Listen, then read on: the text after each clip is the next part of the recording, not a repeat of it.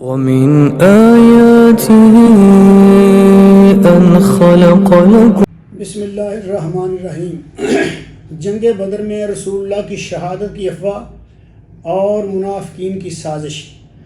آل عمران آیات 143 تا 145۔ ترجمہ ہے: اور بے شک تم تمنا کیا کرتے تھے موت کی، مگر یہ اس وقت کی بات تھی جب موت تمہارے سامنے نہ آئی تھی۔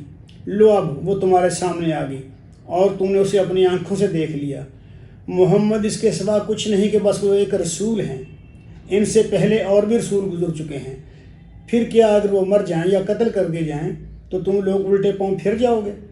یاد رکھو کہ جو الٹا پھرے گا وہ اللہ کا کچھ نقصان نہ کرے گا، البتہ جو اللہ کے شکر گزار بندے بن کر رہیں گے انہیں وہ اس کی جزا دے گا۔ اور کوئی جاندار اللہ کے اذن کے بغیر نہیں مر سکتا، یعنی جس میں بھی جان ہے، جس میں روح ہے، کوئی جاندار اللہ کی اجازت، اللہ کے اذن کے بغیر نہیں مر سکتا۔ موت کا وقت تو لکھا ہوا ہے۔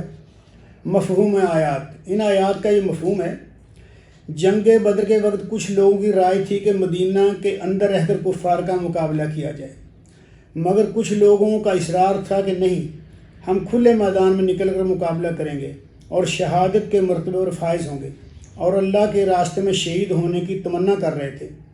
فرمان خدا ہے کہ اس وقت تم نے موت نہیں دیکھی تھی، لیکن اب تم نے موت اپنی آنکھوں سے دیکھ لی ہے۔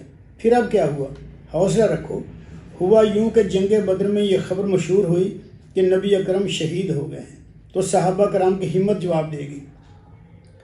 اس حالت میں منافقین کو موقع مل گیا، کیونکہ وہ موقع کی تلاش میں تھے اور جنگ بدر میں شریک تھے۔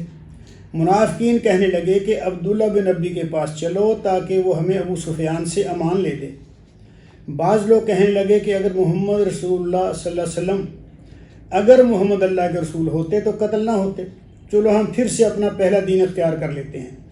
اللہ تعالیٰ نے ان باتوں کا جواب ان آیات میں دیا ہے کہ اگر تمہارا ایمان اتنا ہی کمزور ہے، محمد صلی اللہ علیہ وسلم کی شخصیت کے ساتھ ہی تم ایمان پر قائم رہ سکتے ہو، اور ان کی موت کے بعد تمہارا ایمان اور اسلام سے کوئی تعلق باقی نہیں رہے گا، تو اللہ کو تمہارے اس ایمان کی ضرورت نہیں ہے۔